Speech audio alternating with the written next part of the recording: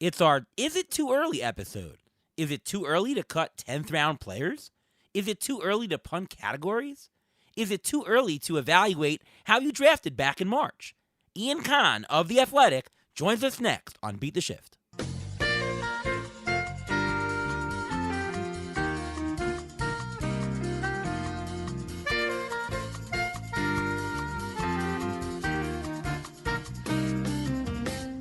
Welcome to another episode of the Beat the Shift podcast. I am your host, Ariel Cohen, and with me as always, Ruven Guy. How are you, Ruven? I'm doing great. How are you doing today? Doing much better than last week where we missed the Thursday episode. I'm not 100% yet, but hopefully everyone will be able to hear me okay today. How are you doing? How was your weekend? My weekend was great. Everything went well. We had a nice barbecue outside for my parents. Everything went well. We were both well vaccinated and good to go. Weather's been great in New York. DeGrom, MRI. What's going on with that, Ruven? MRI, he's experiencing some lat sideness or side tenderness. They said he's not going to pitch for a couple of days, but still, I'm a little bit concerned because if he had this, maybe that's why he got an extra day of rest the week before. So I'm a little bit concerned, although a couple of years ago, he did miss one start or two starts when he went on the IL with a back injury also. So I'm not overly concerned as long as it's not the arm. Or is it because the Mets have bad weather right now in St. Louis and they don't want to throw DeGrom? Who knows? But let's bring on our guest today, Ian Kahn from The Athletic. Welcome. How are you, Ian? Thank you. I'm good. Hi, Ruvain. Hi, Ariel. What's going on? Not much. I'm here in the Boogie Down Bronx where I live in Riverdale in the Bronx, and the Yankees are playing the Astros presently in the first game back. And I'll tell you, I like to look at Yankee seats and just see the prices on this game have been outrageous. There are so many Yankee fans who just can't wait to get to Yankee Stadium to make their feelings heard. And it's been pretty loud. I'm kind of glad I'm not there with my son because it's a bit more obscenity than I would like for my son to be around, my older son. But it's an exciting game. It sounds like a full stadium, and it's just 20% full. Yeah, no, those are very exciting. I'll tell you, I went to a little bit different, but when the Islanders' first game back at the Coliseum when John Tavares visited them as a member of the Toronto Maple Leafs, the whole game, Islanders screaming, "We don't need you." It was so extraordinarily fun. So I can picture the atmosphere right now at Yankee Stadium. Is that where you lost your voice, that game? Is that where you lost your voice? I think I did lose my voice that week My well. my best comp is when I went to the Mets Braves games. This was back in the 90s when John Rocker said those things about New York City, Ooh. and I went to the first game he was there. Oh, the atmosphere was crazy. They wanted blood. That's what it's like there. This is sports. It's supposed to be entertaining. It's supposed to be rivalries. So I guess the obscenity is not such a great thing, but the atmosphere is wonderful. Yeah, it really is. It's exciting. I'm glad I'm doing it from home. But my son is holding down the fort downstairs while I do this with you gentlemen, and I'm very happy to do it. All right, we're excited too. So let's jump into our strategy section tonight. Tonight's episode is called "Is It Too Early?" And, you know, we've passed a month, 5 weeks or so into the season, and the question is it too early to change strategy in your team? Is it too early to decide something about players? So talk a little bit about that today. First question to you, Ian. You know, 1 month into the season, it's easy to look at the standings and see where you are. Oh, I'm in 10th place. I'm in first place. Certainly it's better if you're at the top rather than at the bottom, but do you think for rotisserie especially, is it too early for individual categories to really matter? I mean, if you, to a certain extent, it's not. Depends on the format of the league. If it's a redraft league, probably not. It's probably too early to really be sure. But if it's a dynasty league where you have like teams that are like, you have super teams typically a lot in dynasty leagues, and if you have like super teams going right now, if you take too many Herman Marquez's like what's happening today out there, and you get those ratios out of whack, you could really set yourself up for a problem. And redraft is a little bit more luck involved certainly, and you're going to see the blowups anyway. I think it's a little early to take yourself out of the running in a redraft league for sure. Yeah, I do think so. Is it too early to determine whether you're weak in a certain category? If you're at the bottom of RBIs, is it time to say, okay, I got to do something now? Yes. But sometimes it can be tricky, right? So in Tout Wars right now, I was talking to Zach Steinhorn about a possible trade, and I was talking about, hey, I need some home runs. I'm really low on home runs. He's like, look at the standings a little bit. You're down about 8 home runs from right now being in, like, I think 11th place in home runs to being like third. So, and Joey Gallo's going to start hitting more home runs. This person's going to. So, in a way, you got to really look at your team. If there's a real deficiency. So, again, on that Tout Wars team, which is very much on my mind because it had Louis Robert and Eloy Jimenez. But more so, Robert was a bigger loss, I think, because of the speed and because the team didn't have that much speed to begin with. It was sort of teetering on the edge. If you remember when we discussed the team, there wasn't that much speed to begin with. So then, if you're sort of on the low end of that, you really do need to make it a focus. Yeah, and same thing with saves in Tout Wars. I had drafted Liam Hendricks and Jose Leclerc for $3 and Anthony Bass for $6. Coming out of it feeling like Mr. Big Shot. Look at me, I got 3 closes. I should be in great shape. Leclerc was gone within a week, and Bass was gone a week into the season, right? So all of a sudden, I just have Liam Hendricks, and it's a long season ahead. You're going to find somebody on the wire, hopefully. But I went and made a trade to make sure that I didn't want to get too far behind. So yes, I think it's too early to fully panic, but it's not too early to look at what your situation is and make adjustments to what the situation is. Don't you agree? Yes. I think that my general rule is May 5th. Is the date that I set for categories are meaningful. I've done some studies that show that if you look at the correlation between May 5th standings in the specific categories and final categorical standings, it actually becomes relevant and significant. For overall standings, meaning where you are in the total of the league, all 10 categories combined, that doesn't really converge until about June 5th. So don't worry right now if you're in 10th place. But yeah, you can. Things change quite a bit in May, but for the individual categories, I would think that it matters. Reuven, I'll put this question to you this way. Is it too early to decide to set your lineups based on where you are in the category standings? Meaning, if you're low in stolen bases, is it too early to say, let's take out Cole Calhoun, for example, who hits more homers, and play John Birdie so you can gain a little bit more steals? Is it too early to really look at what to do in your own lineup? Yeah, I think it's a little bit too early. I mean, we only played 15% of the season so far, 20% of the season. Yes, you may be falling behind in stolen bases. You may want those stolen bases, but this is the time of year from about now and, like you said, until June, I say even until July, when you want to get the bulk of your main stats. So you want to just put your best guys out there, hope they do what they're supposed to, and just accumulate all stats. You don't want to get too cute with your lineups because, well, what do? You'll end up playing Birdie, he won't play or he won't get any stolen bases, and he'll bat 300, whatever, 250, 280, whatever. And then you'll have Cole Calhoun on your bench hitting a couple of home runs or getting hot during that streak. Yeah, granted, he's injured, but any he's player, not going to do much for you right talk now. about Jesse Winker. Let's say Jesse Winker, he's a little nicked up, and they take him out of the lineup for a day or two.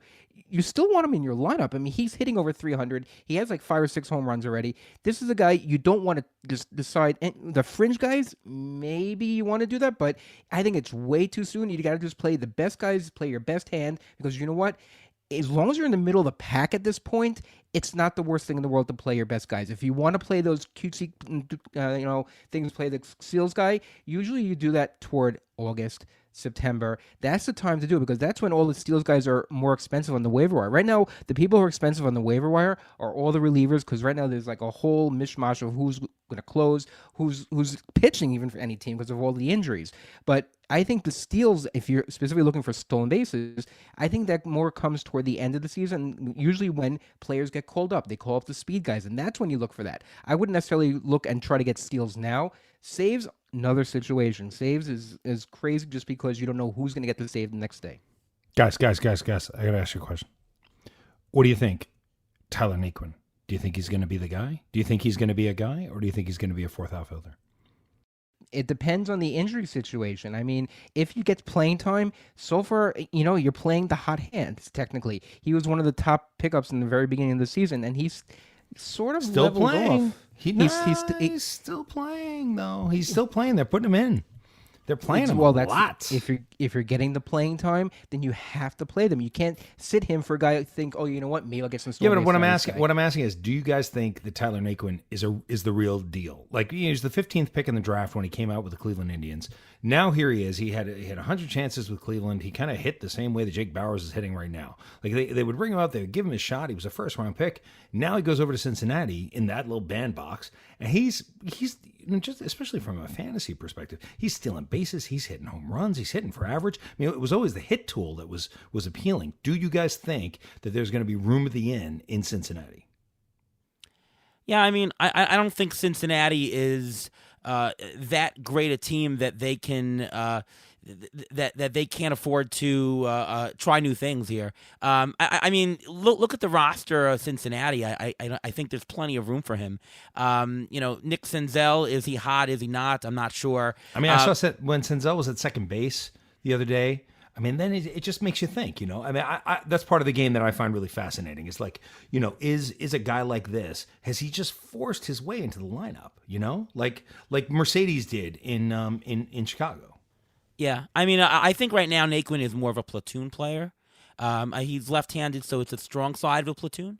And it's a good park. So certainly if you have a string of right-handed players, especially at home, if you're in your fantasy team, 15 team, maybe even 12, if it's a good matchup, I'd be playing him.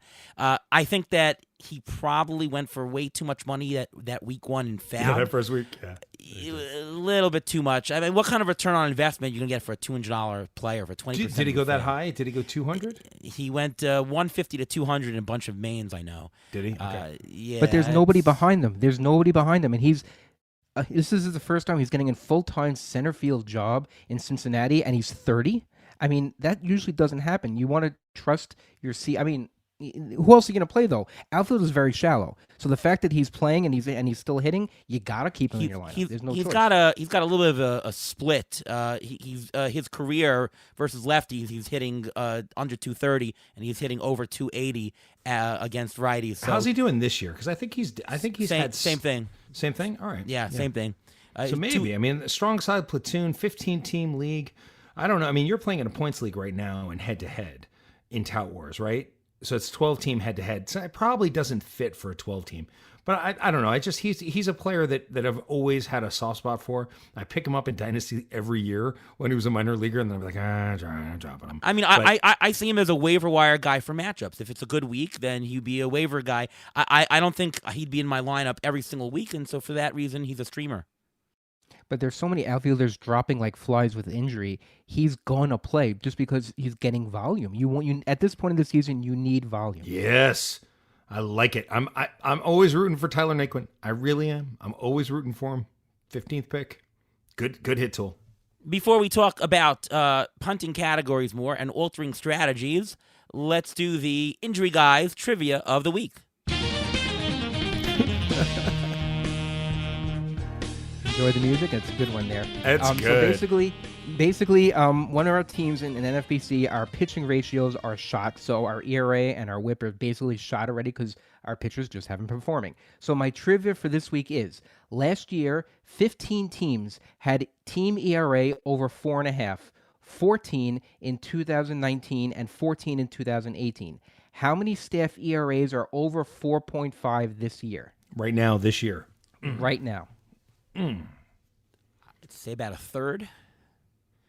I'll go with 10. I'm gonna 4.5. It's exactly 10. Oh, okay, cool. Not only that, here's another one. Last year, 12 teams had a team whip under 1.3. 8 of them in 2019 and 14 in 2018. How many team whips right now are under 1.3?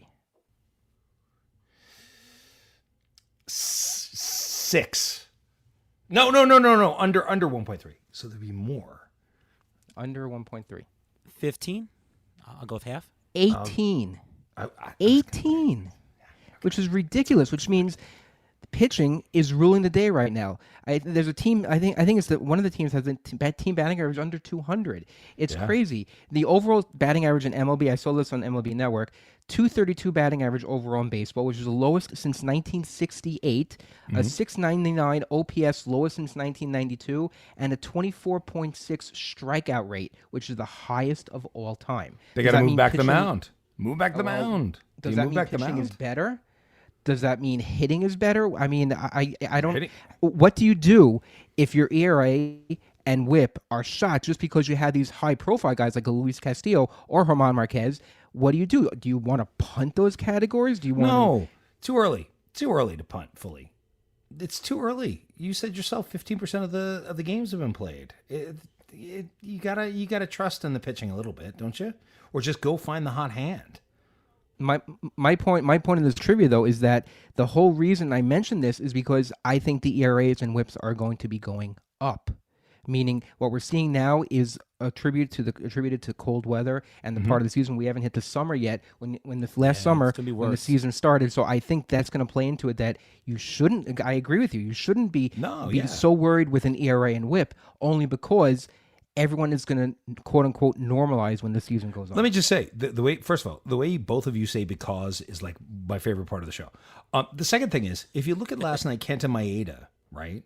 Kenta Maeda I was watching him pitch, and he was like blowing on his hands, and he's getting. Last year, he only pitched in the summer months. He didn't pitch in April. There were no games. He didn't pitch in May. There were no games. So he was only in the summer months. So some of these pitchers have not pitched in cold weather in a while. Some of these hitters haven't hit in cold weather in 2 years. So yes, I agree with you. It's too early to punt ERA and WHIP. Just get better pitchers. There are guys on the wire every week that are worth a look. Every week they're worth a look. Yeah, it is too early to punt totally. But I do bring it up just to get the notion of at a certain point it does pay to punt, or at a certain point Sure. you're going to get more points out of your pitching strategy if you alter your change. We have a situation now, and maybe I'll talk about a situation we had a couple years ago in NFBC where after a month we were like dead last in ERA and WHIP. We had Noah Syndergaard who went on the IL. He was out pretty much the whole year with the lat strain. And we had a lot of closers, so our saves were pretty high.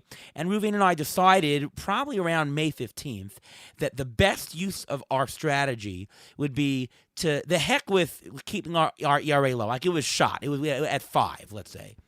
Okay. We just put in quantity. Let's just get any 2-star pitcher that comes, any good matchup, just more and more volume and volume. We had the closers, so we'd still have that counting stat, and we finished top 2 or top 3 in saves.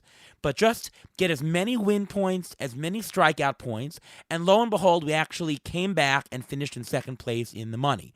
You can't always do that because you still have to be strong in all the other categories. Like you can't punt anything if you have no offense, right? But if you have a situation where your offense is good, but you just you have blown 2 ratios and everything else is good, that is a viable strategy, which I think you can even start in the middle of May, as silly as it sounds.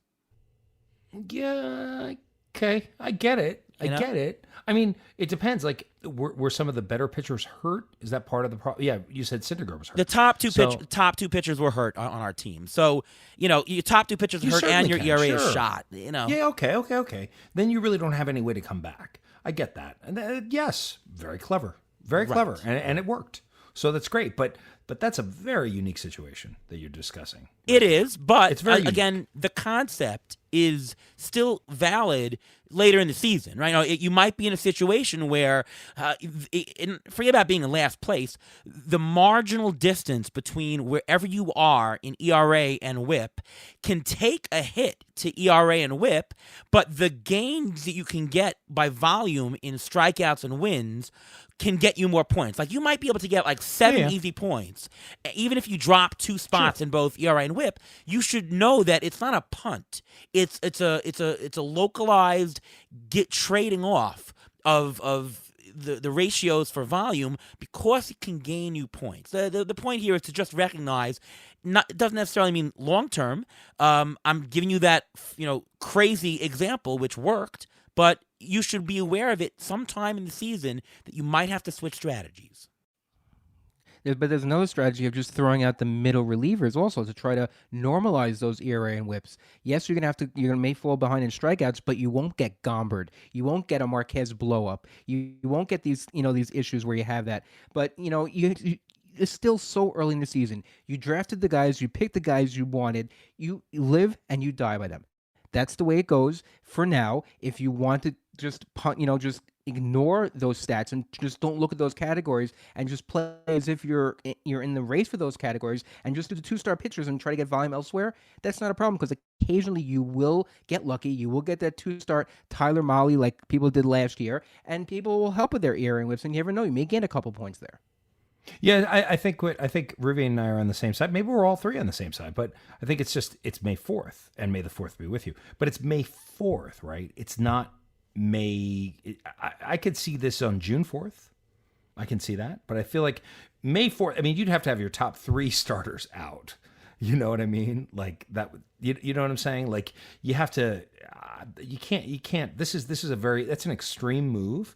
And if you pull that cord, because it really is pulling a cord, and you pull it in June, you should still be able to find some success with it. You know what I mean? But just, but it certainly, yeah. In fact, I can remember back a season, but I think I did it in August or July, where it was just like, yeah, I gotta throw these guys, and it does work because you get lots of 2 starts, yeah. And that's what we're here for, is to really give our listeners, a pulse as to the timing of things. Because that really is the whole thing about strategy and game theory and how you play the game, is knowing when to pull the plug and when to push all in and so on and so forth. Right. Just not yet. Right. And save your fab. And save your fab for later in the year if you think about doing that. Also, if you use all your fab now, you're not going to be able to afford those 2-star pitchers later down the road. But wait, Ruvain, in a way, what's kind of interesting about this angle is it doesn't matter who you pick up. It doesn't really, I mean, you want to pick up guys who are on good teams, but you just need volume. You don't have to pay the extra $8 to get the Adam Wainwright 2-start as opposed to, the Austin Gomber 2-start. Yes, well, it's an economical way to use fab using this strategy. Yes, 100%. Right, because you just put everybody down for $2 or $1. It's part of the plan. Yeah. So in a way, it doesn't matter who. Similar to the head-to-head Tout Wars League, which is very much about these 2-star weeks. That's correct. That's correct. Oh my God, so much about that. And so far, I'm in second place. I just lost to Ralph Lifshitz. We were both undefeated. He beat me. I got Gombered, put it that way. I literally had Gomber on my team, which actually didn't hurt so much because it's not a roto league. And he came back with a great start to finish the week, so I didn't really finish that negative. But anyways, next question for you, Ian. Is it too early to evaluate how you did at the draft table? No. I mean, yes and no. It's never too early to evaluate how you did at the draft table. You should be evaluating it as you go. You should evaluate it as soon as the draft is over. You should evaluate it immediately. You should evaluate it after the first week, second week. I just made a trade. I traded a $2 in Tout Wars, $2 Mitch Haniger for Jared Kelenic and Rich Rodriguez. That was a positive draft play on my part because I got Haniger for $2. And the reason I needed to do that is because I don't have the closers. That team is in trouble. Oh boy, we're not familiar with Kelenic. Who is that player? You know what? I didn't even think of it when I said it. Jared Kelenic was the 5th pick in the draft out of the New York Mets. It was unusual at the time for the Mets to take a high school player because typically they didn't take high school bats. I think they're trying to solve that problem and try to fix the mistake with Pete Crow Armstrong. Probably not going to do the same level of player, but the same idea. I don't like the fact that people are ignoring Julio Rodriguez on that team because he actually maybe end up better than Kelenic, and he was a higher rated prospect. So don't forget him. Yes, Kelenic is going to be great, and unfortunately, he's not with our beloved Mets. But you know what? They're not my beloved Mets. People are ignoring one, and listen, this happened before. No one is ignoring. Hold on, Ruben. In Washington. Yes, sir. What happened? You had Victor Robles, who was the top prospect. Everyone was saying Victor Robles. And then Juan Soto, boom, there he is. Yeah, but wait a second. Hold on. Nobody is downgrading Julio Rodriguez at all. He's just not going to play this year. I think he's just started in high A. He's not coming up. That's why. I think Ralph Lifshitz, who just handed Ariel his lunch last week at Tout Wars, I believe he has Rodriguez number 1. Maybe not. Maybe it's someone else. Maybe it's Brett Sarah. I don't remember. Somebody has Rodriguez. It's right up there. Kelenic, a lot of places have Kelenic right now as the number 1 prospect in baseball even ahead of Wander Franco. It'd be amazing to see him on the Mets, though. Oh, man. That would have been great. Thanks. Anyways. We have Kevin Pillar. We don't need him. Hey, Kevin Pillar's for real, guys. It's back-to-back homers. Hey now, Pilar to Villar. We were talking about that on my show, Under the Radar, which you can hear. Actually, we did our episode this morning. You can hear it's the if you don't mind me giving a little plug for the show. Please. It's the Athletic Fantasy Baseball Podcast. I get to do it every Tuesday with Nando DeFino and Derek Van Riper, and it's really fun. We have a good time. It's a good show. So if you've never heard it, give us a listen. I agree. I'm a regular listener. It is a fantastic show. You're just saying that because I do impressions of you on the show.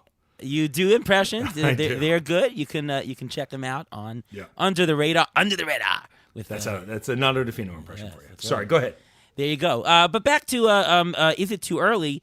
Question comes up: is it too early to cut a player who you spent meaningful draft capital on? Like, what's the earliest round you're going to cut a player? You're not going to cut a first-round player right now unless they're injured for the whole season. But at what level are you now okay with cutting a player and saying, all right, well, I don't believe in him. He just doesn't cut it. Can I cut a 10th-round player or higher? Ravine? Well, I think it depends what you want to do, when you got the player and what your team was built, how your team was built.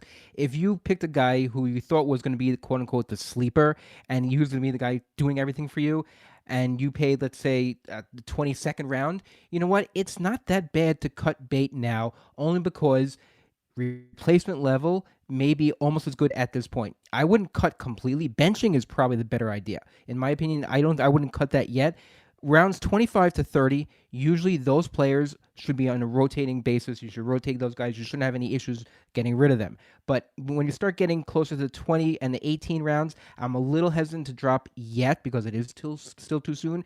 Benching, I'm all for benching. The question is, Francisco Lindor. Do you bench Francisco Lindor? Nah, you can't. How can you? Well, not when they just fired Chili Davis. That was they really did a number there.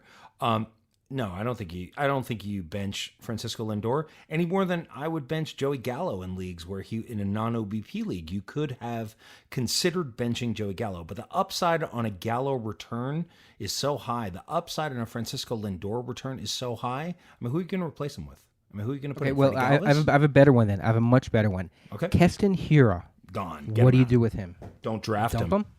Don't draft him. Well, to me, the issue is role. If a player's role has evaporated, if you're sent to the minors, to me that's an easy cut break point. I mean, take a look at a closer. If a closer has lost his role, what's his name? Who was Anthony Bass? Anthony Bass, good Perfect. example. I was going to go with the Cleveland closer, Karinchak. Oh, Karinchak, you could hold. Karinchak, you could hold. You could hold. Look at the numbers there, man. You could hold that. 11 innings, 24 strikeouts. Hitters and pitchers are different, though. I'd hold on to the pitchers until it gets warmer. The hitters, but you're right on roll, Ariel. You are right on roll. Well, roll is one thing. The other thing I would say is that the biggest measure of whether you can cut somebody is, just ask yourself, if I cut this player, will somebody pick that person up next week? If the answer is yes, you probably should not cut him. If the answer is they probably won't, you could cut him. I mean, if you dropped in a 12-team league, if you dropped Karinchak, is anybody picking him up? No. If you dropped him in a 15-team league, I don't think they're picking him up either. Bet you $1. I would. 100% I would. Okay, I would pick maybe, him up. maybe, I would pick him up maybe, and I would maybe, play him. Maybe. I put him in a dynasty league this week. Okay. Which I'm in high competition for, 20-team. We had grabbed Clase in the 4th round of the draft this year. It's an interesting kind of setup as a sort of handcuff for Karinchak, just in case this happened. But we're playing Karinchak this week. He's got 7 games. He's striking out more than 2 an inning. He had a 0 ERA with like a .43 WHIP through those. Yeah, 11 he has innings. been. He's been. He's been as good. If you had a choice between Karinchak or Fulton Awitz right now, I'm starting Karinchak. It's less heartburn, and he might steal a save like he did last week.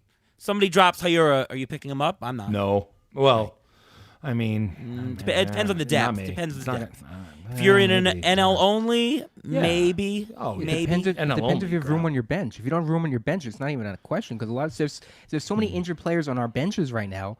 Where are you putting them? I would actually pick up Keston. I'm going to shut up. See, I'm such a big shot. I actually think I would pick up Keston Hiura for like Okay. for $25 and stick him on my bench. I would do that, sure. Because let's say he goes down, he gets his head straight. He just looks so little at first base. It just looks strange. He's like 5'10".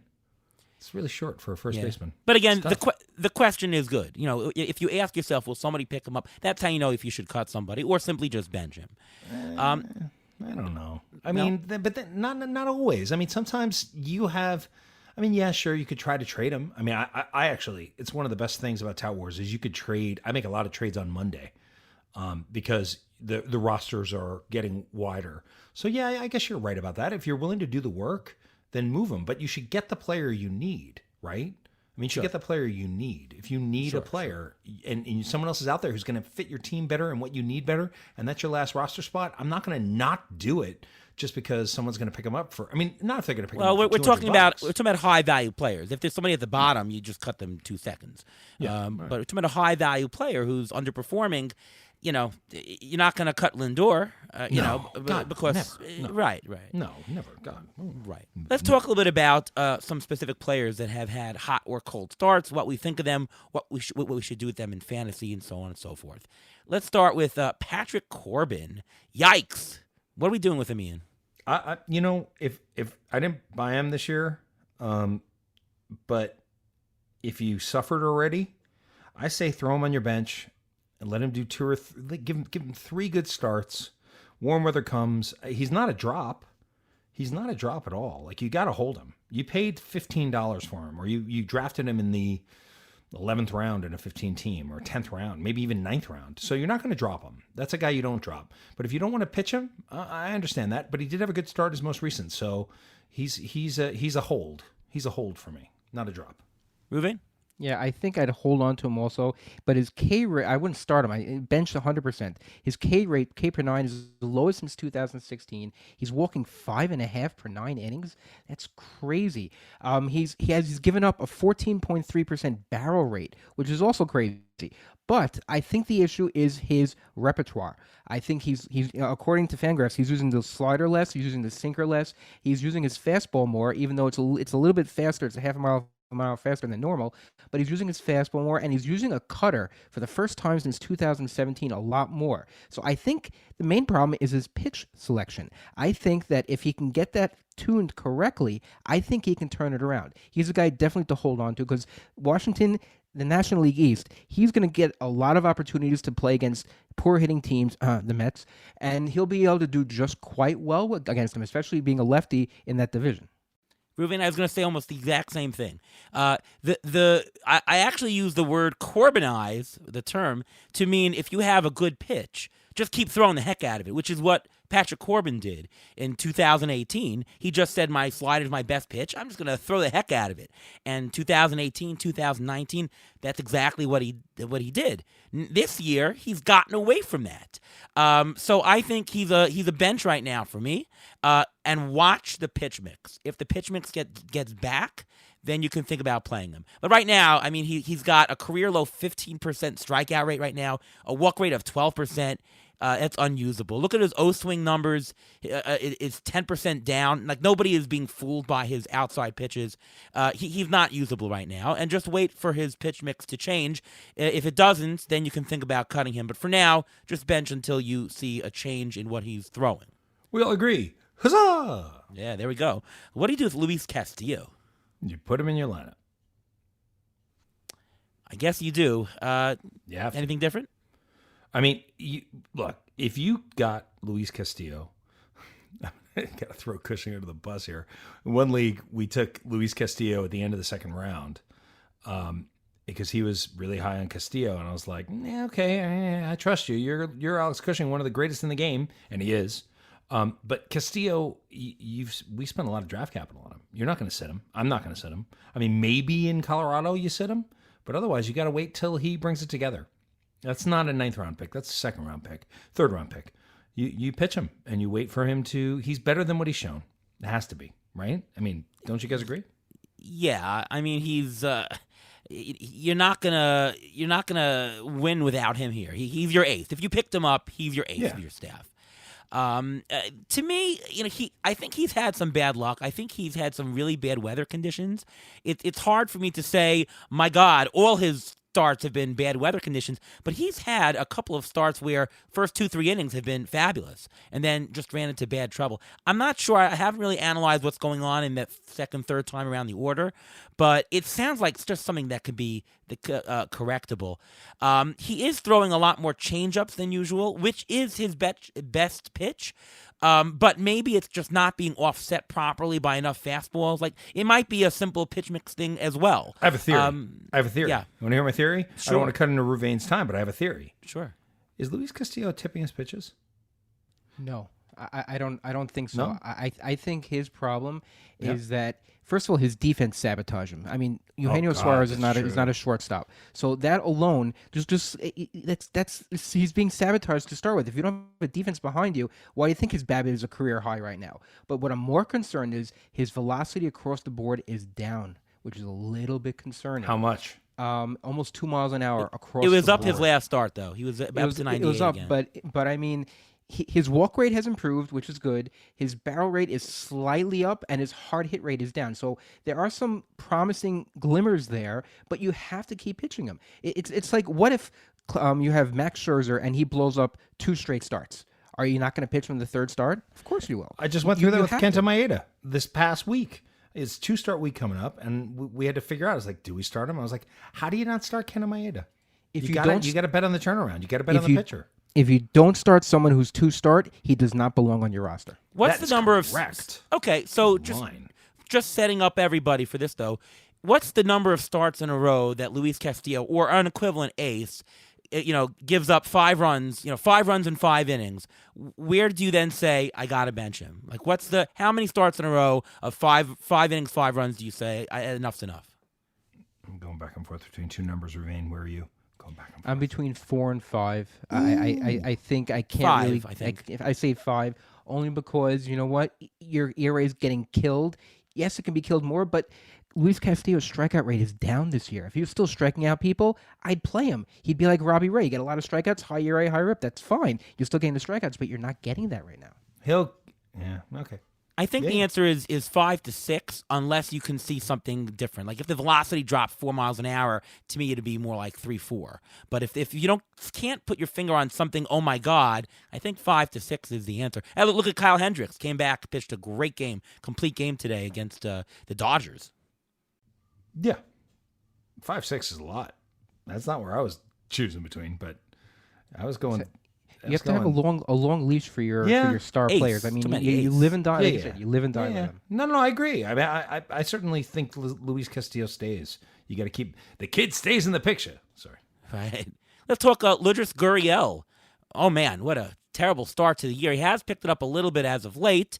Blue Jays have a great lineup, but there is an outfield crunch. I mean, Teoscar Hernandez, George Springer, they're now back. Randall Grichuk, I don't know how you can sit that guy. He's killing it. So Gurriel could be squeezed out just from the fact that the Blue Jays have a good lineup and a lot of people in the outfield, and he's been cold. What do you do if you have Gurriel and you probably spend $15 on him? Who? Bench. No, bench. Not me. Bench. I'm going to play him. I'm going to play Lourdes Gurriel. I especially now, if Tellez was still there and Tellez was doing anything, then I'd be a little bit more concerned. But there aren't that many. Springer's going to DH, and Teoscar should DH, right? Gurriel's good with the glove. I believe in Gurriel. I think, in fact, I had a choice to start him or not start him this week in a dynasty league, and chose to start him with some really good options. And it's only 4 outfielders in that league. So I know I think it's okay. I think it's a decent buy opportunity based on how you guys are talking about him. Ariel, what would you do? I believe in him long term. I have him on 2 of my teams. I think for the time being, until I see consistent playing time amidst people coming back from injury and from COVID and whatnot, I would sit. To me, he's not a must start anymore for the next week or two. To me, if I have another player who I like the matchups, I'm sticking him in instead. Yeah, but we just said that the outfield was very shallow. So I mean, in a 15-team league, I'm thinking, right? 15-team league, you can't. I own him in a 10-team league. I'm sitting in. Okay. Well, I guess that's important. That's an important distinction to make. I was thinking 15-team. there. I was doing the math on a 15-team league. 15-team league, I think you're playing him. I don't think Yeah, you're going to have better options. I'm a little bit concerned with him because Lourdes Gurriel in hitters counts 3-0, 3-1, 2-0, 2-1, and 1-0. He's had, when I did this research, he had 42 plate appearances with only 4 hits. He's doing. I think he may be pressing. I don't know. His soft contact is up. His line drive rate is down. I don't know. I'm a little bit concerned. His plate discipline is bad. He's swinging. He's hacking quite a bit more than usual. Okay. So all right. Some warning signs. Again, long term, I think he'll bounce back, but he could lose short term playing time with everybody coming back. And I get that, but 15-team league. I mean, isn't he? He's not good enough to be your 5th outfielder in a 15-team league. Really? He may or may not be, probably in 15-team league. Okay. Anything shallower, I think you have a question. I think I would agree with that. I mean, if it's 12-team, yeah, I could see that. I could see sitting him in a 12-team league if you've got a lot of strength in that position. But a lot of teams don't have strength in the outfield. What are you doing with? What are you doing with Francisco Lindor? Are you trying to trade him now? I get the feeling that people are very, very, very high on him, and a lot of people draft. If you drafted him late first round, early second round.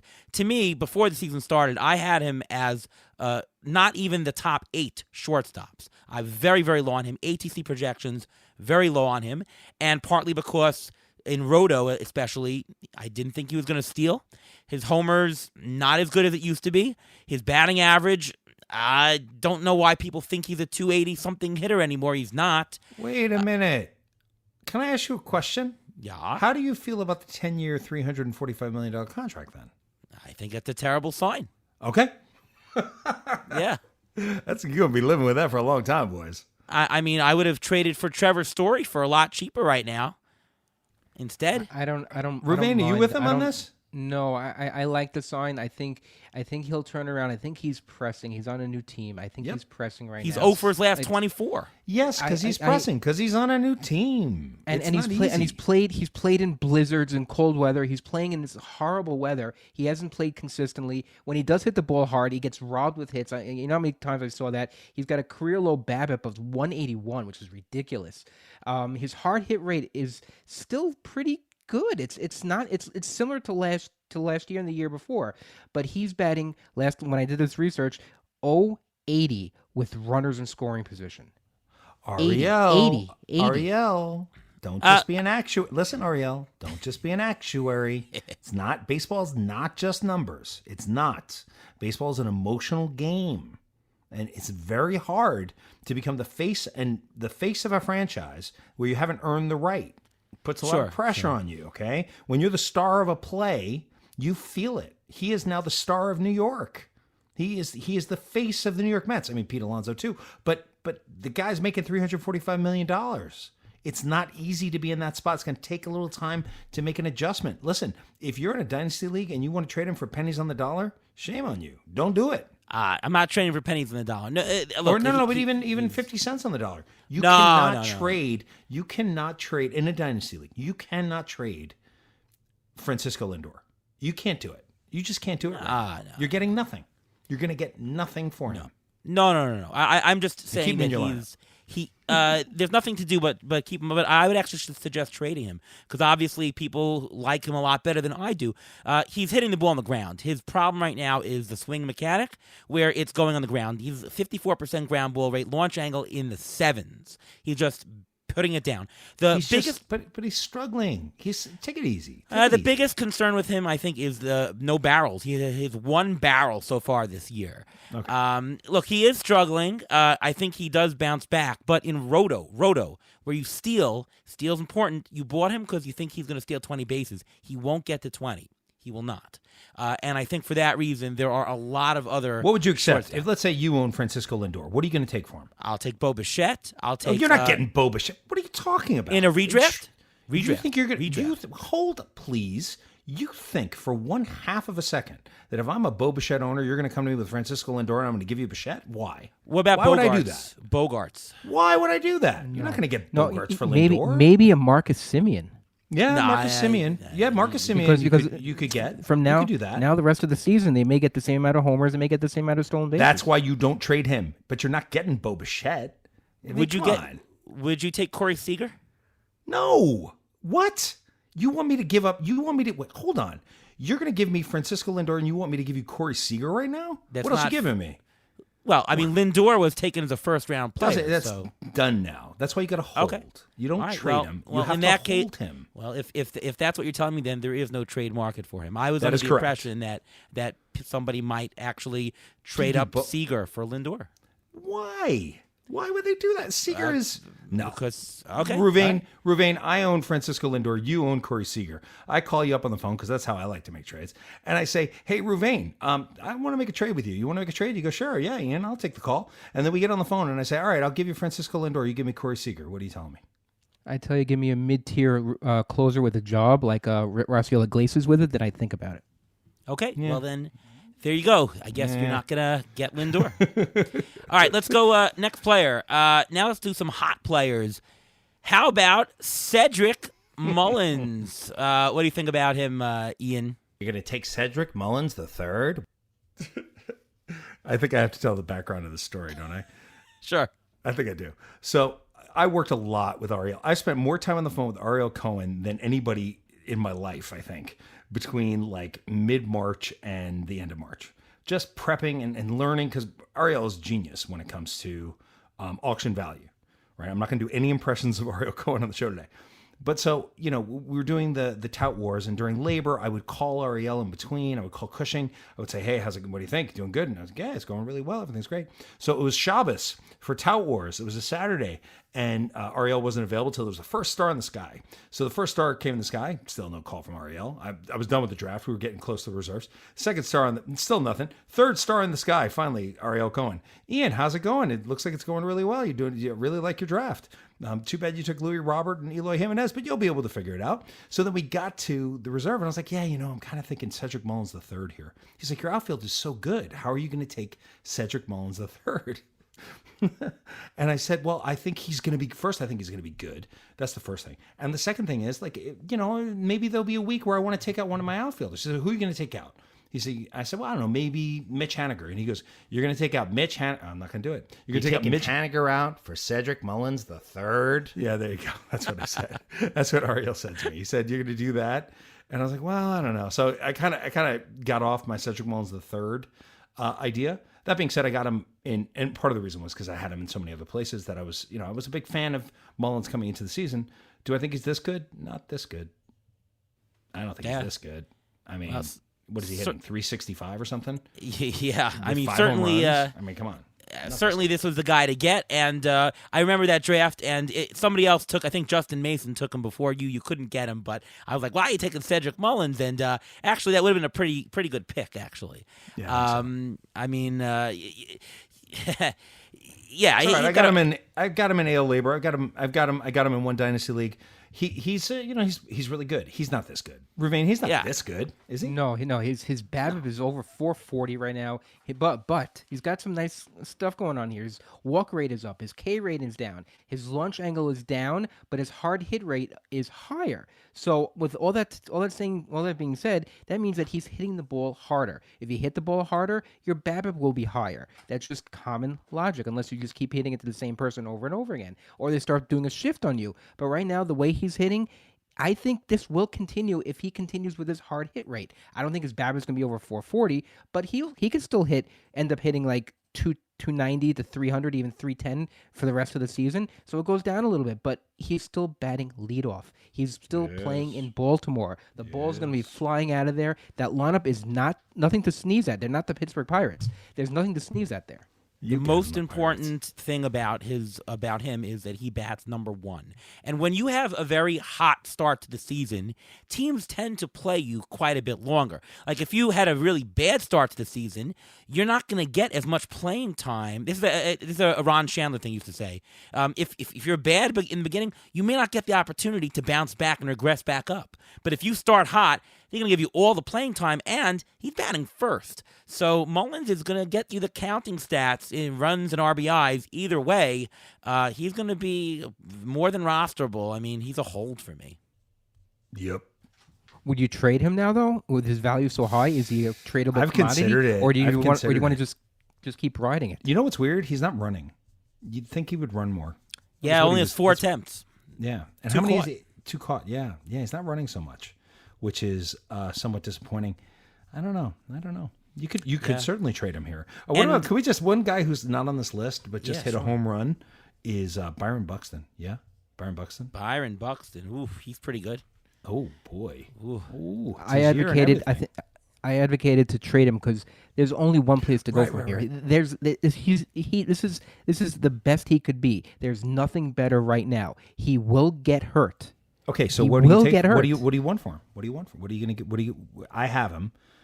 No. You have him. What do you want from me to get him? What do you want? I don't. I wouldn't trade for him though because no. You have him. I'm coming to you. Who do you want from my team? Who will you take? Did you take Springer? I don't know. I don't want Springer. I think that's just. I actually think for this year, I think it's a step down. Would you take Nick Castellanos? Yeah, I would take Castellanos because Castellanos has a better track record and usually stays healthy. And I prefer him playing in Cincinnati, a player in Cincinnati, than in Minnesota. Yeah, but it's Byron Buxton is hitting at 600 feet. Would you take Ozuna? I think I wouldn't. No. At this point, until Ozuna starts to show some life, I don't think so. No. Castellanos. Would you rather have Eddie Rosario? I would rather have Eddie Rosario. Oh, you and your Eddie Rosario. For God's sake. What about this? Would you trade him for Aaron Judge? Batting average league? Batting average, right? Batting average league? No. OBP league, I'd rather have Judge. Yeah, OBP, I think I could not close my head around it. Not close. Nah, it's close still because Buxton right now is the best player in the American League. Right now. Just today. I'm not saying he's going to be, but if you look at Mike Trout had the best start of his career and Byron Buxton is the one who won for the MLB Player of the Month. It just shows you. It's just been insane, and I own him in enough places that I pay very close. I watch every at bat that I. What I like about Buxton is that he has very little categorical risk. Meaning, if he obviously he's a good player, if he gets hurt, you're going to be affected. But he doesn't sabotage any one category. He's actually relatively flat in every single category, so that you're not scrambling for, oh my God, how am I going to replace the steals? How many stolen bases do you think he'll have at the end of the year? 15, yes, sir. 15, 18, something like that. I'd say closer to 22, 23 if he stays healthy. I'll take the over on both of those. 18. I'll give you $1 for. All right, because I'm going to owe you $1 for JD Martinez versus Alberto Mondesi. That's right. So I am definitely going to owe you $1 for that. 18 and a half. You'll take the over? Yeah, all right, fine, sure. Okay. Sure. You always got to get the little edge, right? I just did. Look at that. Yeah, I know. You get the edge. You got to give the edge in life. But that's fine. I'll give you 18 and a half. Sure. Let's go to Jazz Chisholm. Now, he's injured now, but, man, he looked pretty good. He's hitting the homers, stealing the bases. I think he's legit, and if he's healthy, he's getting all the playing time. He's going to get the green light to steal. I like Jazz for this year for Roto. Ravane? I'm very high on him. We actually, in a lot of our leagues, we haven't, and he's just been amazing. I think when he played last year, he was just very unlucky. He had a 200 BABIP. He's 375 this year. His K rate's the same and walk rate is a little up from last year. He had 7 stolen bases so far, or 8 stolen bases so far this year. The most he ever had in a season in AA in 2018 was 17. So he doesn't usually steal. So the reason this must be a philosophy of the team to run. Now, the one thing I am concerned about is he had a hamstring injury. Is he going to run when he comes back? He was put on the IL because the Marlins kept Jorge Alfaro off of the IL, hoping that he'd get over a hamstring issue, and he didn't, and they had to IL him. So they're being extra cautious with him just to make sure that he's able to get through this and be the way he was before. Well, I'll tell you this. When I think of Jazz Chisholm, I think about how stupid and lucky I am. Stupid and lucky. Lucky and stupid. I share a team with Brett Sayre, and we were, moving prospects this offseason. And one of the guys that was on our, hey, just add this player just in case, to get the deal done, was Mr. Jazz Chisholm himself, and could not sell him to spare my life. Nobody wanted him. Would not take him. And we couldn't stop trying to get rid of him, trying to sell, quote, high on him. Well, that's why we are stupid and lucky, because everyone said no. I like Jazz Chisholm, too. I had the same thing. Really I tried to trade him in labor. No biters. It's okay. I'll keep him. Yeah, That's fine. lucky and stupid. It happens to me quite often. Yep. What about Matt Boyd? Now, I know he's injured or he came out early in the game, but I mean, he's a guy who his ERA is well below his other estimators. He's got a 1.8 ERA, but his FIP and Sierra are close to 5. Is this a time bomb just waiting to be set off with Matt Boyd? Strikeout rate is 5.7 K per 9, which is putrid. Wow, what a word, putrid. Yeah, I it say is. just. I know it's just the way you said it. It was just very descriptive. Matt Boyd. I mean, I was an advocate for him to a certain extent this offseason, and I'm not gonna. I mean, if you can get, I don't know. I mean, I'm gonna wait till he gets healthy. You're not gonna trade him now. No. So bring him back, and he's not fully trusted, unlike the next guy on the list, who I trust quite a bit more. But yeah, I mean, I think Boyd certainly has looked better than last year. And if you go back to what he did in 2019, I mean, those strikeouts were insane in 2019. I mean, it's somewhat underrated how many strikeouts he had. I mean, how many did he have? Like 238 or something crazy? In 2019. Right? Yeah. 2019. I mean, something over 200 was well above 9 an inning. 9 per 9. 1 per inning is what I meant to say. Boyd, he had 2019. He had 238. Yeah, yeah. 238. That's a lot of strikeouts. How many 11 innings? and a Like half. 181 innings? 185 innings, 11 and a half Look K at per that. 9. That's Yeah. what I'm saying. So, like, putrid. I mean, to me, he's doing a better job of pitching. He's pitching better. Yeah, the walks So- are way down. Yeah. So his walks are he's- down. His K rate is down. Yeah. His fly ball rate is up, which is interesting because right now his home run to fly ball rate is an unsustainable 2.2. I mean that doesn't make any sense. It's so low that it's going to go back to the average. He has less value now because he's not getting those strikeouts. He's playing for Detroit. How many wins is he going to get on Detroit? If he gets traded, different scenario, and there's a very good chance he will get traded. Do you want to drop him then? I mean, is that what you're saying? To drop him? No, he's a first half pitcher. If you remember, I think it was in 2019, he did great in the first half, and he just completely fell off in the second half. I expect the same thing to happen. So I'd ride him as long as he's healthy. You ride him, and then toward around, I'd say mid-June, if he's still doing this, I'd trade him. For as Ride much and as we can trade. get for him. He's a ride and trade guy for me. Ride and trade. Okay, Ride I'm and good with trade. it. Yeah. Sure, why not? Danny Duffy. This is one of Ruven. I'll let Ruven go first. He's one of Ruven's favorites every year. Mine too. He tells me, pick up Danny Duffy. And I'm like, no. And I feel like Danny Duffy is he's on the waiver wire, gets 2 good starts. You pick him up, gives you a crappy start, and then you drop him. And then next week he has a great start on the waiver wire. It's true, actually. Well, Danny Duffy this year has been phenomenal. His strand rate is over 95. His K rate is over 10 for the first time in his career. His walk rate is down. The pull rate for hitters pulling the ball is down 12%. And the main thing, his velocity is up. Fastball up a mile and a half. Curveball up 2 miles. He's throwing it less, though. His changeup is up a mile. This is a guy I would buy. And you know what? I think that he will be traded. He 100%, if the Royals drop out of it, he will be traded. And the target team is going to be the Yankees. He is a perfect fit for the Yankees. He's cheap. Makes a lot of sense. He'll go deep into games. He's an innings eater. The Yankees need innings eater. So my projection is that he's going to be traded to the Yankees around the trade deadline. As soon as he gets traded to the Yankees, he's not worth as much to me personally. I actually think the Royals might stick around for a little while and win 83 games. They're the this best year? team in baseball right now. Right. So I mean, I actually think that they're gonna be pretty good. Excuse me. I like Danny Duffy so much. Picked him up everywhere I could this past weekend. In the places where he was still around, in a couple of other places he was gone the week before. They came out, did it again. I've been in and out of love with Danny Duffy, but more in than out. But what Ariel said is totally true. I mean, through the years he'll give you, like last year, he was pretty good, and then he has his blow up. By the way, I just want to say this one thing: this first half pitcher thing, is that what you would attribute to Wade Miley? Because doesn't Wade Miley do this every year? Doesn't Wade Miley come out and sort of give you 5 or 6 good starts, and then he has a bad start, and then another bad start, and then another bad start? Isn't that pretty much what Wade Miley does? I think so.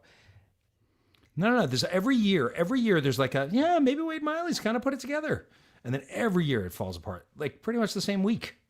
I think Tyler Mahle is like that also. He's a second half pitcher. He's always been picked up off the waiver wire every year, not this year, but every year prior. He's been always picked off the waiver wire around June, July, August.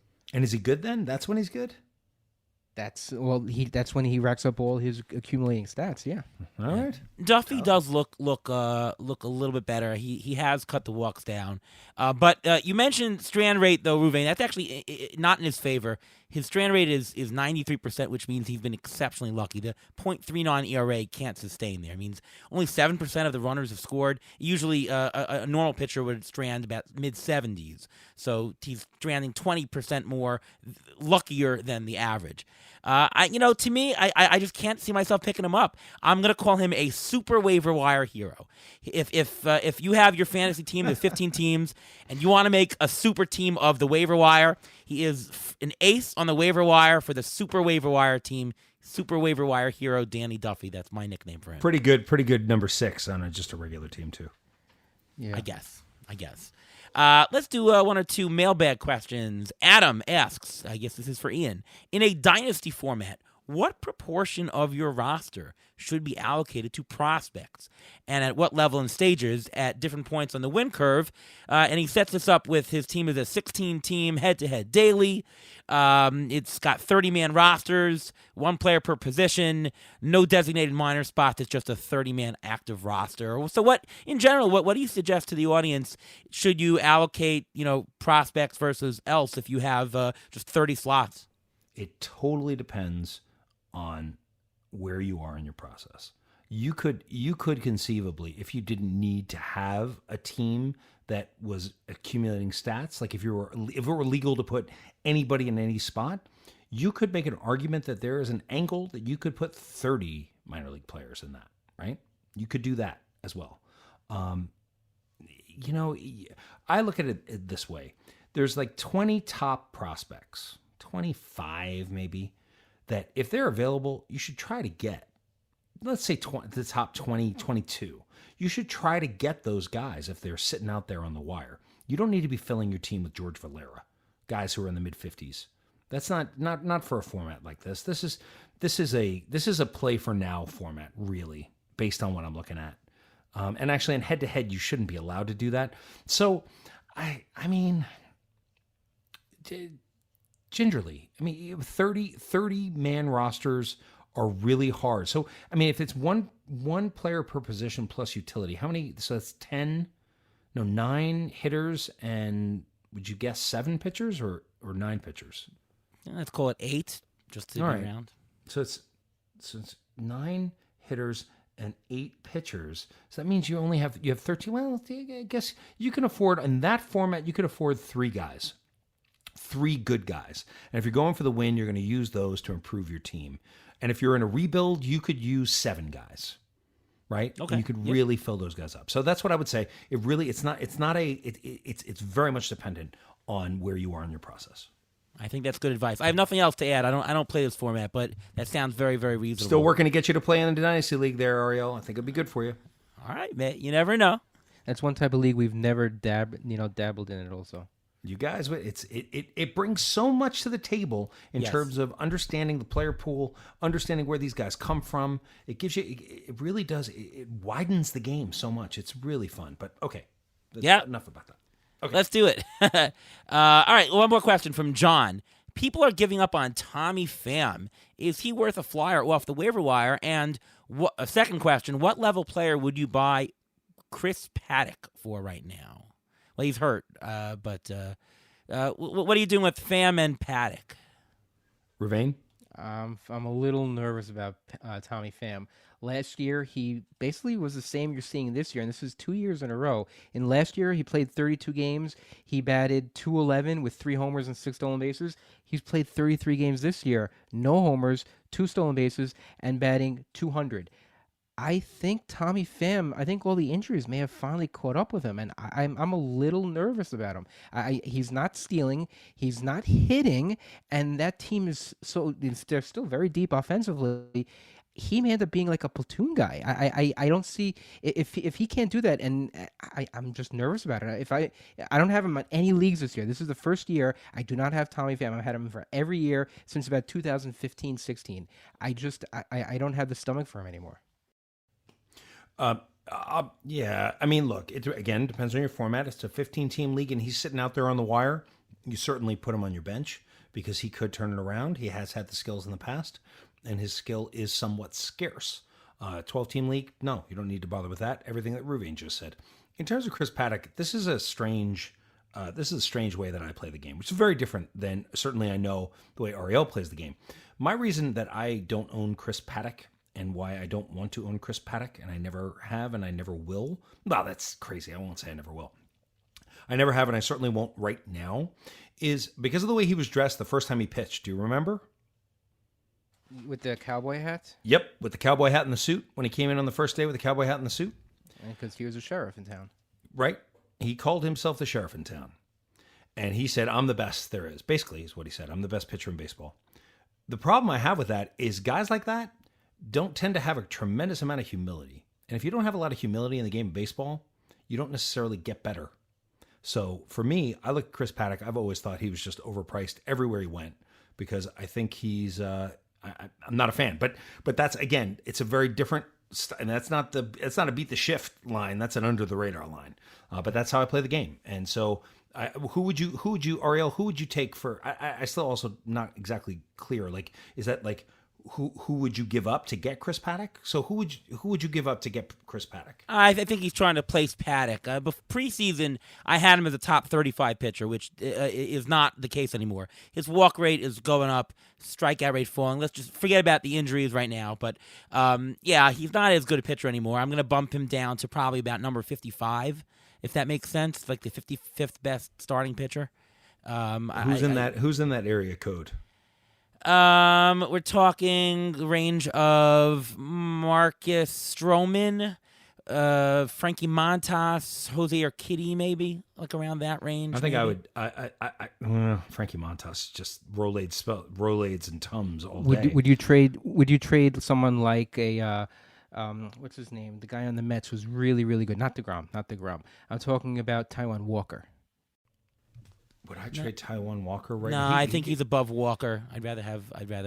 You would rather have Paddock than Walker? Yeah, I'd rather have more Walker. upside. Yeah, I think I'd I would. rather I have think I would more take upside. Walker right now too. I think I would take Walker More right now upside. too, partially because of the injuries. But I would definitely take Stroman over him right now for sure. I mean, how does Stroman look? Is he as much fun to watch as his numbers are in the box score? Yes. Oh yeah, I went to Yeah. a Stroman game. He was great. He's so much fun, man. He's so much fun to watch. Yeah.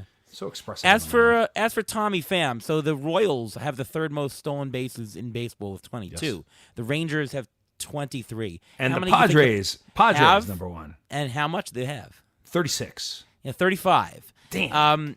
Tom, that's pretty good. Tommy Pham is the Padres. He's always a guy that whatever it is, the homers, steals, he always steals. It's in his game that he wants to steal. Players, Rajay Davis told me this once. If a guy wants to steal, he's gonna steal. Doesn't matter how old the guy is. He's gonna steal. So if you're getting him, if he's available for you in Roto in 12, maybe a little bit too shallow, but 15 for sure. He's going to steal 15 bases, and it's a scarce commodity because not a lot of people steal. And he's a guy who's going to hit maybe 260. Maybe he's a 15-15 type player in this old age. So it's definitely a profile that I want. So I'd actually recommend picking him up. Would you in a 12 team? It depends on if I need the steals, and it depends if I have the room and what my outfield situation is. But Sure. yeah, it's borderline. Yes, borderline. I want to throw out one name that I talked about on Under the Radar today, and I'm giving this I'm going to say 8% chance of success. But if it came through with a success, it could be a league winner. So I'd like to share it with your audience, man. Sure.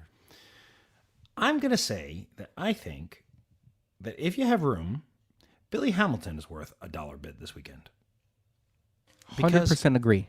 100% agree. With Louis Robert out, well, now I guess you got to go up to $6. With Louis Robert out of the lineup and Andrew Vaughn having to play left field now because you got to extend that lineup, right? And Luis Garcia is going to play center some, he's going to play second base, he's going to play shortstop. They're going to need Billy Hamilton out there in center field to help cover for Andrew Vaughn. Also, Billy Hamilton has put on weight. Billy Hamilton's bigger than he was when he was the string bean coming up with Cincinnati and 5 minutes with the Royals and 6 minutes with the Indians. He's older and stronger. And I think that there's an 8% chance, maybe even a little higher, especially if Ruvain believes it, that he could get some regular playing time. If he does, that is a game changer for your league. That's how you beat the shift in this format. Game changer, I'm not sure, but short-term If it replacement. works, 8% chance. If he plays, Yeah, he well, could that's steal 12. 35 bases the rest of the season. 35. Easily. 8%? Yeah, that's 1 in 12 years, sure. He's going to play the outfield. There's nobody else there. He has to play. And listen to this. Andrew Vaughn's going to play DH every once in a while too, because he's not an outfielder. I mean, you saw the way he butchered some plays in left field. He's not a true outfielder. When the end of the game comes, they're going to take him out. They're going to put Billy Hamilton in, and he's going to be in the late of the game. If he gets on base, you know what he's doing. He's not in there for his power. He's in there for his steal. Yes. Yeah, he's going to get the playing time. I mean, who do you have? You got Leori Garcia playing. Garcia's not bad. You got Adam Eaton's going to play, obviously. Yes, but Adam Eaton sometimes sits. Sure. Can Jake Lamb play outfield? A little bit. And they just signed Brian Goodwin today, so it's getting a little bit more crowded. So I'm not saying, like, hey, this is definitely going to work. What I'm telling you, our show is called Under the Radar, right? Under the Radar. It's trying to look ahead to see what are the players like Yermin Mercedes that Nando was talking about, or Adolis Garcia that Nando was talking about, or Yadiel Hernandez that Nando was talking about. Who are the guys that are going to pop up and that you can get for nothing right now, that in 2 weeks you're going to be spending $100? I mean, if Billy Hamilton's playing if Billy Hamilton steals 3 bases this weekend, what is his fab bid going to be this week? How much is he going to cost? $40? No. Whoa. More? 3 stolen bases in 2 days. What's his price going to be? 60, 70. $180. I don't think if he steals 3 bases on Sunday, right, it's crazy. You'll have to bid 100 to get him more. Easily 150 to get him, 180 to get him, and it may not work. So I'm just saying. I'm not saying. I'm just saying. The White Sox only have 5 games this week. Okay, they only have 5 games. He's not starting the first game. I'm guessing he's going to start 2 of the games. If he starts 2 games this week and he steals a base, just pick him up. If you have the room, throw him on your bench. Just wait and see.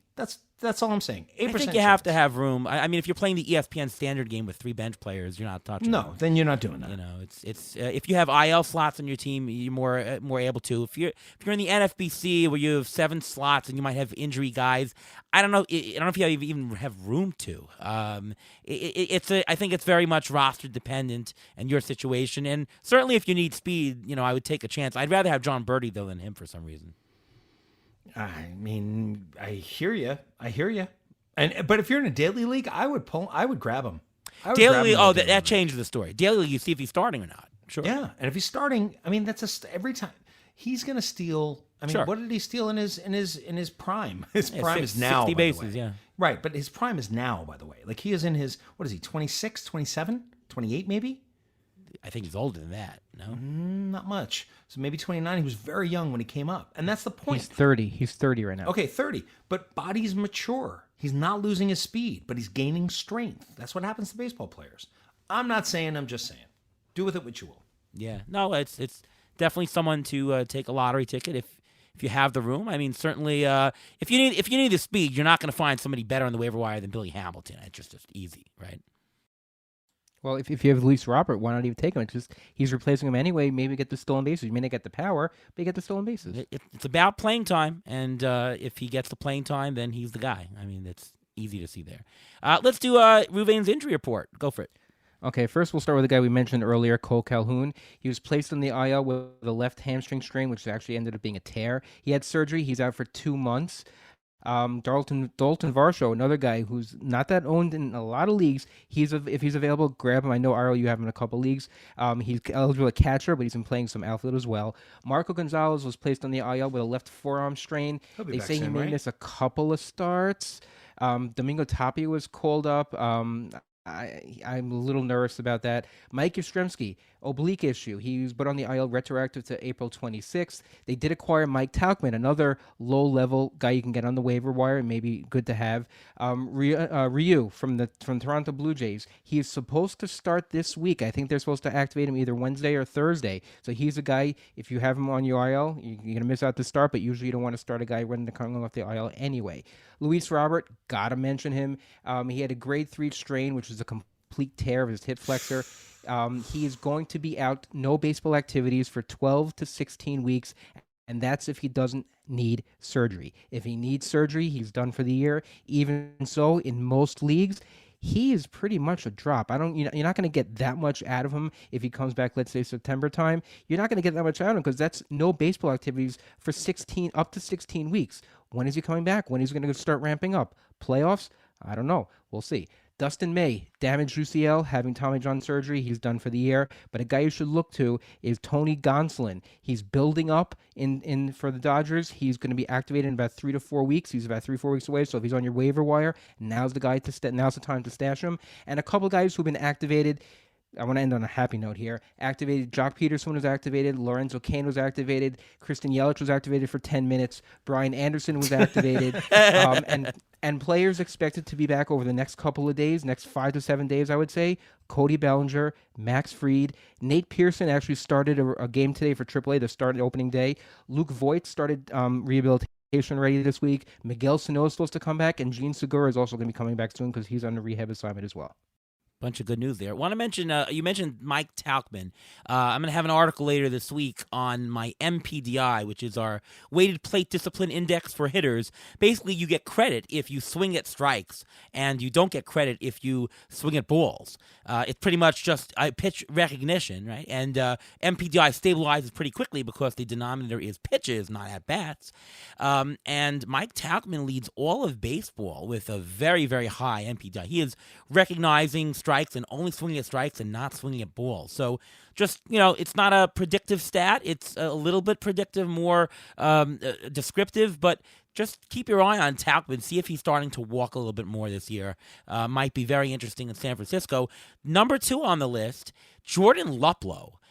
I mentioned him the other week. If he's a guy to look at. I mean, he's in the lineup primarily for his great platoon splits against left-handers, but they're playing him every day and they're batting him second. I really like Luplow. Take a look at him. He is walking like crazy. He is recognizing pitches. MPDI is showing you that. I really like how you say Luplow. Did Alex Chamberlain put you up to this article or no? No. This is my own MPDI. Oh, okay, Alex Chamberlain. I reached out to Alex Chamberlain about a trade this weekend and did not receive a response. Made me sad. I like Alex. Good guy. He's in a different time zone. He's He's in in a Hawaii. different time zone. Is he in Hawaii? Hawaii. Oh, all right. Well, Yeah. that makes more sense. Okay. He might have been asleep. But he's Probably. very high in Tauchman from what I remember. Very high in Tauchman. He's a Tauchman guy. Yes, he had him in his peripheral prospects. Very high on him, and he Yankees. was when Yankees brought him up and traded for him, he jumped up and down. And I remember, yeah. Chamberlain's good. Chamberlain's smart. Chamberlain, one of the best writers out there. Just A+ work every single time. Yep, he writes really something. good stuff. All right, well, we're at the end of our show. Ian, thank you so much for joining us. Before we go, can you please plug all of your stuff, where we can listen to you, where we can see all your Dynasty work, and all things Ian Kahn? All right. Well, I kind of already plugged the podcast with Nando and Derek, Under the Radar, on the Athletic Fantasy Baseball Network podcast rather, and to follow me on Twitter, it's at IanCon4. Don't get fooled by at IanCon. You don't want to have any part of that. All you want is IanCon4, because that's where I do all my fantasy baseball content. And my dynasty rankings are done over at The Athletic, where we did an update a couple of weeks ago, and we got another update. I've got another update coming out in a little bit. We'll see when. Great stuff. And yes, I once again highly recommend the podcast. Everybody on The Athletic is fantastic. Derek Van Riper is enormous. He has the Rates and Barrels. He also does With the Eno Fantasy 15 with Eno and Britt, Yep. and Fantasy 15 with Al Melchior. You guys have a tremendous staff over at The Athletic. You guys really do. Thank you. And we practice tennis quite a bit. Wait, what? At The Athletic? Nah. Come on, Remain. I don't know what to add that won't embarrass somebody here, so I'm not going to say anything. Okay, it's fine. It's totally fine. Ian is referring to, I actually played Ian tennis a couple weeks ago. We did, and listen, how much fun do we have? Do we have a good time, or do we have a good time? It was fantastic. Very nice facility up there. I came out to Ian's home base over there. It's true. You did come to my home court, so that definitely does give me an advantage. But it was a real pleasure to hang out with you. And again, I mean, Ruvain, I have not been on the show since you helped me. I had this shoulder problem, and after I did the show, Ariel said, "Why don't you call Ruvain?" And I did, and he gave me a consultation, a FaceTime consultation, and he was right. It was indeed a sprained AC joint. I hope I was right. No, you were. You were right. It was a sprained AC joint, which doesn't sound nearly as bad as it actually is. Ruvain, you want to fill everybody in? It's pretty bad, right? It is bad because you can't sleep on it. It's hard to move. It's hard to get dressed. It's very, very difficult to live with, actually, not just play sports. Yeah, no, it was a tough time. And Ruvain, thank you, and Ariel, thank you guys for having me back on the show. Absolutely. That's what we do on the show here. We do medical consultations and fantasy advice. There you go. It's such an advantage having Ruvain on the show because, an injury comes down and he knows exactly what's going on because guess what? Ruvain diagnoses these every single day. Yes. That's right. Ruvain, why don't you tell us where we can see your stuff? Yeah, well, you can follow me on Twitter at MLB Injury Guru, where I do tweet out their injury updates, the latest updates, who's coming up next, how long I think they're going to be out for. I also have a weekly article on Rotoballer discussing these injuries a little bit more in depth that comes out every Saturday, so it prepares you for Fab every week. There you go. And my name's Ariel Cohen. You can see me on Twitter at ATCNY, the shortest Twitter handle in all of fantasy baseball. You can read my stuff over at Fangraphs and at Rotoballer and also on CBS Sportsline. ATC projections still up there till next year. I guess we're done with ATC pretty much. Still useful, but kind of almost switching over to the rest of season stuff. You can see all that on Fangraphs right now. And, of course, you can listen to me every week on the Beat the Shift podcast. We'll have another show this week. Steve Gardner comes on. My partner. Yes. Oh, Steve's fantastic. He does such a great job running labor and great stuff over at USA Today. You should all know who Steve is and read his stuff. And we'll have him on the show later in the week. So once again, thanks again to Ian Kahn for joining the show. From all of us here at Beat the Shift, we'll see you next time. Good talk. Good talk.